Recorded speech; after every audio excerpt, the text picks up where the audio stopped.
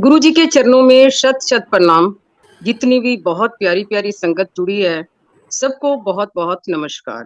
आज मन ये चाह रहा है कि हम लाइफ की स्ट्रगल, लाइफ की नेगेटिविटी, इसके लिए बात करें। जब जब भी ईश्वर धरती पे आता, चाहे कोई भी ईश्वर है, ईश्वर की लाइफ की भी स्ट्रगल होती है। ईश्वर के भी इर्द गिर्द नेगेटिविटी होती है।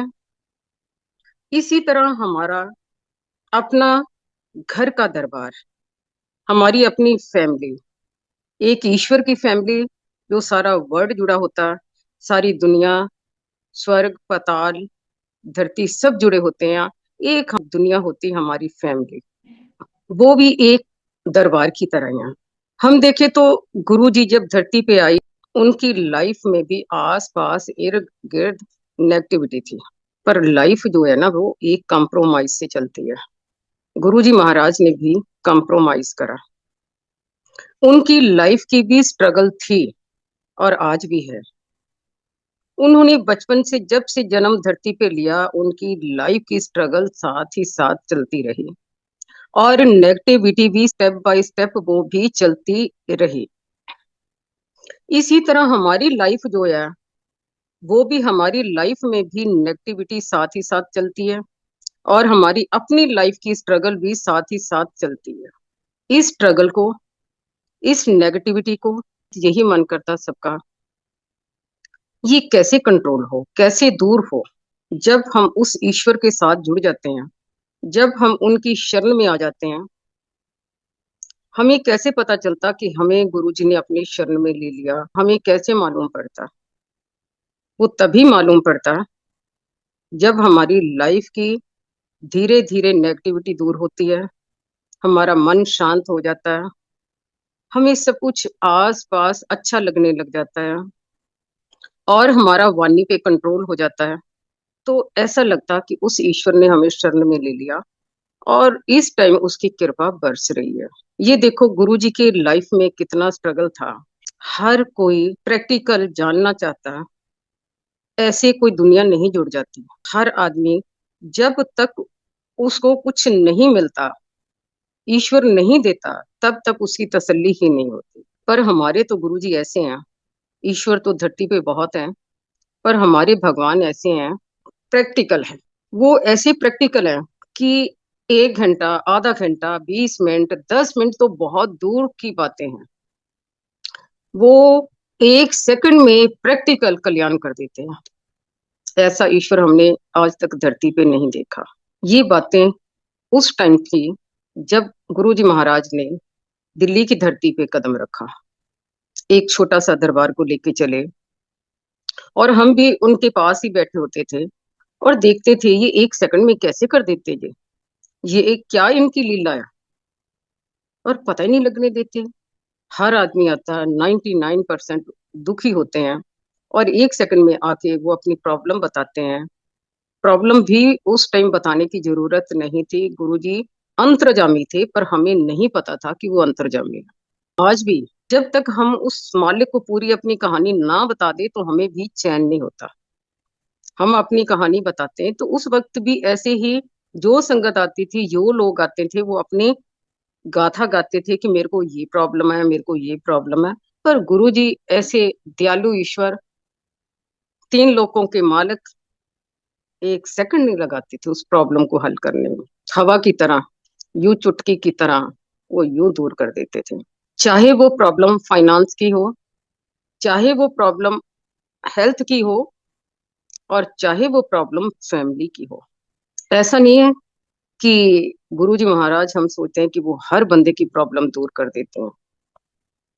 ईश्वर आज नहीं तो कल कृपा बरसाएगा, कल नहीं तो परसों कृपा बरसाएगा, परसों नहीं तो नेक्स्ट कृपा बरसाएगा। पर हमारे अंदर हमें पेशेंस होनी चाहिए। मालिक जब करेगा तभी करेगा।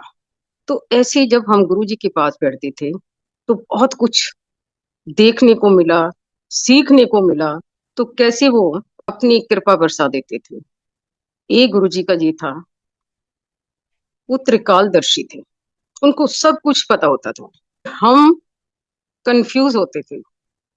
वो हमेशा यूं इशारा करके हाथ का कहते थे आ जाओ, कंफ्यूज हो, आ जाओ, क्योंकि हमें पता ही नहीं था। पर हैरान जरूर होते थे कि गुरुजी करते तो करते क्या है, ऐसी कौन सी शक्ति है इनके पास जिससे ये सेकंड में बंदे की प्रॉब्लम हल कर देते हैं। ऐसे गुरु महाराज के साथ हमारी जब जर्नी शुरू हुई तो हम क्या देखते हैं कि गुरु महाराज का सचखंड के साथ क्या गहरे रिश्ते थे। सचखंड के साथ उनको पता ही नहीं था कि वो धरती पे है, स्वर्ग में है, पाताल में है, आज बॉम्बे है, आज अमेरिका है, आज कनाडा है। उनकी कहते हैं ना लीला अपरंपार। उस वक्त हम इतने कंफ्यूज होते थे। कोई कहते थे गुरुजी हमारे कल घर आए थे, कोई कहता कि जलंधर आए थे, कोई कहता जी यहाँ आए थे, आज गुरुजी दरबार के अंदर बैठे हैं, आज गुरुजी कहीं बाहर रोड पे है, किसी को मिल रहे हैं। तो ये क्या लीला थी उनकी। जब ऐसे एक दिन, क्योंकि हम ट्रेवलिंग करते थे रात को, उनके साथ बाहर भी जाते थे घूमने के लिए, कभी कहीं कभी कहीं, चाहे 1 घंटे के लिए आउटिंग होती थी। एयरपोर्ट का भी चक्कर काट जाते थे, एयरपोर्ट के अंदर भी चले जाते थे। एयरपोर्ट के अंदर भी अपनी संगत को लेके कई बार गए, जब तक अलाउ नहीं होती थी। तो किसी को दिखते नहीं थे हम लोग। ऐसे ऐसे होता था कि गुरुजी की लीला ऐसी भी है कि हम गुरुजी के साथ 100 संगत चल रही है, जब 50 संगत चल रही है, ये जरूरी नहीं है जो देखने वाला उसको हम दिख रहे हैं कि नहीं दिख रहे हैं। ये उनकी पावर थी। तो जो ऐसे एक दिन मैंने कहा गुरुजी अपना भी पासपोर्ट बना लो, हम आपको छोड़ने जाएं, फिर रिसीव करने जाएं। क्योंकि कभी भी वो छोटी छोटी बातें करते थे, ज्यादा नहीं वो बोलते थे। उनका एक ही जवाब था, कहते अद्धे घंटे च असि अमेरिका घूम के आ जाते। आधे घंटे में कैसे घूम के आ जाते हैं। वो अब हमने देखा जब हम अमेरिका गए, कनाडा गए, यूरोप गए, गुरुजी वहां भी विराजमान है। वो किसी ना किसी रूप में दर्शन देते हैं। हम सोचते हैं हमारे गुरुजी इंडिया में घूम रहे हैं, हम कहते दिल्ली में घूम रहे हैं। वो इंडिया की हर स्टेट में, गांव गांव में, शहरों में, सब जगह घूम रहे हैं। कनाडा वाले कहते हैं हमारे पास गुरुजी है, अमेरिका वाले कहते हैं हमारे पास है, यूरोप वाले कहते हैं हमारे पास है। तो ये क्या लीला उनकी। वो सर्वव्यापी ईश्वर है, वो कण कण के अंदर समाया हुआ ईश्वर है। जब उनकी खुशबू आती है ना, तो इट मीन्स उनकी प्रेजेंस है। वो खुशबू एक जगह नहीं आती, वो खुशबू हर कोने में आती है। दुनिया के हर कोने में उनकी खुशबू पहुंच जाती है। वो कैसे पहुंच जाती है। इसी से हमें सोचना चाहिए कि वो ईश्वर हमारे एक एक कण के अंदर समाये हुए है। वो खुशबू आती कहाँ है, कहाँ से आती है। वो खुशबू का भंडार है। तब भी हमने प्रैक्टिकल उन्होंने दिखाया वो खुशबू आती कहाँ से है। सचखंड के साथ उनके जब रिलेशन थे, गहरे रिश्ते थे, तो वो सचखंड से अपना यूं ऐसे ले आते थे। कभी हाथ करते थे, फूल बरसा देते थे, गुलाब के ताजे फूल बरसाते थे। कहाँ से आते हैं। यूं हाथ करा, गरम गरम हलवा आ गया, लेने वाले का हाथ जल जाता था। पर उस मालिक की क्या, हम ये चीजें समझ नहीं पाए। ऐसे गरम गरम परोंठे आ रहे हैं, कोई भूखे हैं उनको खिला रहे हैं। होर भुख लगी थानू, लो जी 2 परांठे और आ गए। तो जी कहाँ से परांठे आते हैं। कभी कोई देखा ईश्वर ऐसे करते हुए। तभी कहते थे कि मैं प्रैक्टिकल। उसी टाइम वो काम कर देते थे। और उनका कहना भी पत्थर की लकीर होता था। अगर उन्होंने कोई बात 20 साल पहले बताई है, करी है, या 10 साल पहले कह दिया उन्होंने कि ऐसी बात है, तो आज वो बातें सारी सिद्ध हो रही हैं। चाहे वो कॉमन बात है या फैमिली की बात है, उनकी बातें सब सिद्ध हो रही हैं। जब सचखंड के साथ उनके रिश्ते थे गुरु महाराज के, तो सचखंड से बहुत चीजें लेके आते हैं। किसी ने अमेरिका जाना था, तो गुरु महाराज ने पहले उनको कहा कि आज नहीं जाना, आज तेरी फ्लाइट नहीं है। अब एयरपोर्ट जाने के लिए रेडी हैं, वो रोक रहे हैं कि आज नहीं जाना। तुरंत 10 मिनट बाद पता चला फ्लाइट कैंसिल। ये हमारे सामने की बातें हैं। अगले दिन जब जाना था, यूं हाथ करा, 2 कॉइन गोल्ड के बाहर के निकाले, यूएससी करेंसी की, उनके हाथों पे दिया ब्लेसिंग। जब अमेरिका गए, हम उनके घर गए, तो सेफ के अंदर से वो 2 कॉइन, हैवी कॉइन ना, हल्के कॉइन नहीं है, वो बरसों पुराने रखे हुए हैं, गुरु जी के दिए हुए हैं। आज भी वो एज इट इज है। ये हमारे गुरु जी महाराज की लीला। हम तो आज भी हैरान होते हैं कि उस ईश्वर के साथ हमारे ऐसे कौन से कर्म थे कि उस प्रभु के साथ हमें बैठने का मौका मिला, ट्रेवलिंग करने का मौका मिला। और रात को गुरु महाराज ऐसे उनका दरबार होता था, पता नहीं लगता था दिन आज या रात है। और उनको आदत थी, बड़े सिंपल वे से थे, ये नहीं कि वो सिंपल थे, उनका रहना सहना, उनकी लिविंग जो थी वो हाई फाई थी, उनकी ड्रेसिंग सेंस जो थी वो हाई फाई थी। सिंपल का ये मीनिंग है कि वो हमारे साथ ऐसे बिहेव कर रहे थे कि जैसे वो हमारे फैमिली मेंबर है या घर के सदस्य हैं। उनके अंदर जरा भी वो नहीं था। जैसे हम हल्का सा हमारे दिमाग में फतूर आ जाता, हल्का सा भी कुछ हो, पर वो तो ईश्वर ऐसे दयावान थे, 2 मिनट में उनको दया आ जाती थी। कोई भी आके कहता था गुरु महाराज ये बात है। और एक जब गुरु जी के लाइन लगनी शुरू हुई ना दरबार के अंदर, जो संगत घर से चलती है, गुरु जी को पता होता कि जी घर से संगत निकल आई, उनकी निगाहों में सब कुछ होता। घर से प्लान बनती, चल रहे हैं और वापस हम जा रहे हैं, तब तक गुरु जी के अंडर हम होते हैं। आज भी जब हम घर में सोचते हैं कि हमने गुरु जी के दरबार में जाना, और कैसे वो प्लानिंग को रूप देते हैं, और वहां जाना और वापस आना, ये सब कुछ उन्हीं के अंडर होता है। ये थोड़ी कि एक संगत का करते हैं, उनके लिए तो लाखों करोड़ों संगत एक बराबर है, कोई बड़ा नहीं कोई छोटा नहीं। गुरु जी महाराज ऐसे जब लेटते थे, उनको कारपेट पे भी लेटने की आदत थी, बड़े यूं ऐसे इजी गोइंग वे से लेटते थे, रिलैक्स के तौर पे लेटते थे, और यूं हुक्म दे देते थे जैसे उनके कोई पैर दबा रहा, कोई हाथ दबा रहा, कोई कंधा दबा रहा। उस टाइम ये नहीं था उनको आदत है या कुछ है, ऐसा कुछ नहीं था। और हमें ये भी नहीं पता था कि लोगों की इतनी बड़ी बड़ी जो प्रॉब्लम है, बीमारियां, वो भी अपने ऊपर लेते हैं, ये भी हम बेखबर थे।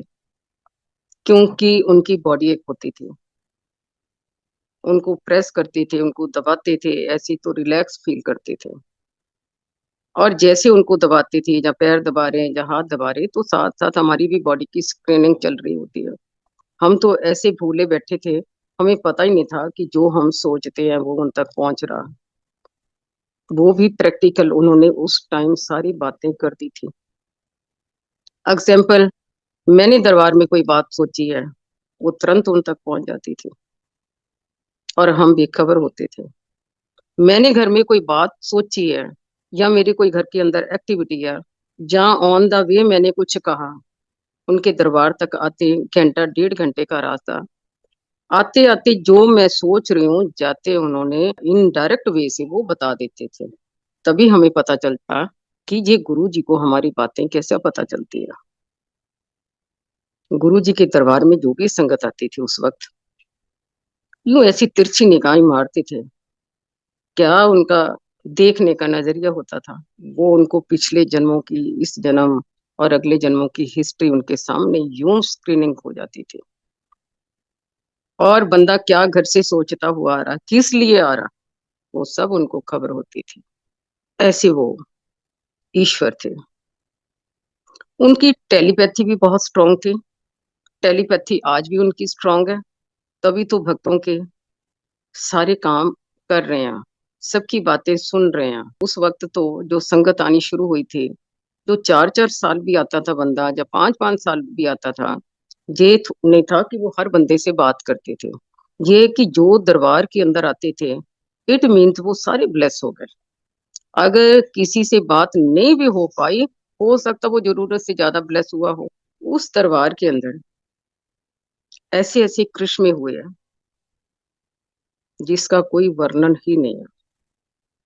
आजकल लोग कहते हैं जी अमृत बरस रहा या शहद बरस रहा। उस वक्त भी दरबार के अंदर राइट साइड में गुरु जी महाराज की एक फोटो लगी हुई थी। एकदम थोड़ी संगत थी, गुरुजी ने यूं इशारा करा, और देखो जरा जाके। तो हम फौरन फोटो के पास पहुंचे और देखा तो उसमें से अमृत निकल रहा था। ऐसे ही गुरु महाराज यूं बारिश को रोकना, बारिश को करना, ये भी उनकी पावर थी। उनकी पावर क्या क्या बताएं। उस वक्त जमराज से लड़ाई करके अपनी संगत को वापस ले आते थे। जो रूहें चली गईं, इस धरती से चली गईं, उन रूहों को भी वापस बुला लेते थे।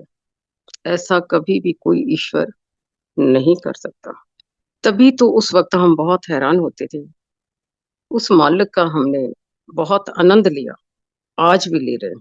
जो उस वक्त था, जो प्रैक्टिकल हमने आंखों के सामने चीजें देखी हैं, और आज उनका 100 गुना 1000 गुना ज्यादा वो ब्लेसिंग चल रही है। कहते थे उस वक्त, हाले तो मैं तेरी एडमिशन की थी नहीं, तो बंदा उसी टाइम हिल जाता था कि मेरी तो एडमिशन ही नहीं हुई। पर आज उन्होंने इतनी इजी एडमिशन कर दी, नहीं भी कोई आ रहा तो वो खुद चले जाते हैं और बाजू से खींच के ले आते थे। आज महलों में, झोंपड़ियों में, छोटे छोटे घरों में उस मालिक जाते हैं, हर बंदे का कल्याण कर रहे हैं। ये हमारे लिए कोई छोटी बात है।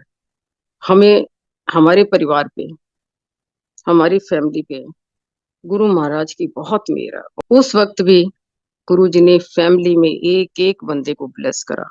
अब फैमिली के तो हम 2 बंदे जा रहे हैं, पर जो हमारी बाकी फैमिली है, वो अपने आप मुंह से नाम लेते थे और पूछते थे, शर्मा वो किद्दां फिर, वो किद्दां। उनको सब पता था कि फैमिली में कौन कौन है, और वो गाइड भी करते थे। हम हर काम उस वक्त गुरु जी को पूछ के ही करते थे। वो कहते कि अगर छींक भी मारनी तो वो भी गुरु जी से पूछ के मारते थे। और हमारा आज भी वही ट्रेडिशन है, हम मालिक से बिना पूछे कभी कोई काम नहीं करते। एक मैं आपको कह रही थी कि लाइफ में कभी भी तूफान आते हैं, और आजकल तूफान बहुत ज्यादा हो गए हैं। जो गुरु जी ने 25 साल 20 साल पहले प्रेडिक्शन कर चुके थे कि जे जे हाल होना दुनिया च, कैंसर भी बरसेगा, डिप्रेशन भी बरसेगा, डाइवोर्स भी होंगे, ये प्रेडिक्ट पहले कर दिया था उन्होंने, मालिक ने। आज तूफान ज्यादा है। कभी भी तूफान आए लाइफ में, एक ध्यान रखना चाहिए हमें, पेशेंस। सफलता की कुंजी एक ही है, वो है पेशेंस। जब खुशियां रब देता तो हम उछल उछल होते हैं। जब हमारी लाइफ में दुखों की एंट्री होती है, घनघोर काले बादलों की एंट्री होती है, तो हम घबरा जाते हैं। जब हमारे ऊपर, सिर के ऊपर हमारा मालिक बैठा और हम उसकी छतरी के नीचे खड़े हुए हैं, जब उसकी किश्ती के अंदर सवार हैं, तो पेशेंस रखनी चाहिए। तूफान चल रहे हमारी लाइफ में, तो थोड़ा सब्र हमें करना चाहिए। आराम से गुरु की शरण के अंदर बैठ जाओ। अपने आप को फील करो कि मैं मंदिर गुरु के दरबार के अंदर बैठी हूँ। जब बैठा हूँ तो अपने आप वो बादल धीरे धीरे धीरे धीरे वो छट जाते हैं, तो सूर्य चमकता, रोशनी आती है। उस वक्त हम घबरा जाते हैं, पर हमेशा हमें घबराना नहीं चाहिए। उनकी रजा में ही रहना चाहिए। हम कई बार सोचते हैं हल्का सा, आजकल संगत है, अभी एंट्री होती उनकी, उनको ये नहीं पता कि गुरु महाराज है क्या, उन मालिक की शक्तियां क्या, वो मालिक चाहते क्या है। जैसी एंट्री होती गुरु मालिक के साथ, सबसे पहले हमें उनकी स्टडी करनी चाहिए। स्टडी कैसे करनी चाहिए? सत्संग सुन के। जितने हम सत्संग सुनेंगे, उतना हमें उस मालिक का पता चलेगा कि मालिक क्या क्या करते हैं। हमारा अंदर से मन भी पवित्र होता जाता है, और हमारी तार उस मालिक के साथ जुड़नी शुरू हो जाती है। जब मालिक के साथ तार जुड़े, फिर तो समझो बहुत ही बढ़िया। मालिक के साथ तार जोड़ने के लिए हमें उनको फॉलो करना चाहिए, डिसिप्लिन बना के रखना चाहिए, अपने घरों में भी डिसिप्लिन बना के रखना चाहिए। बस यही उस ईश्वर का कहना है। वो कहते हैं कि सबसे पहले हमें इंसान बनना चाहिए। हम इस दुनिया में आए तो हमें इंसान बनना चाहिए।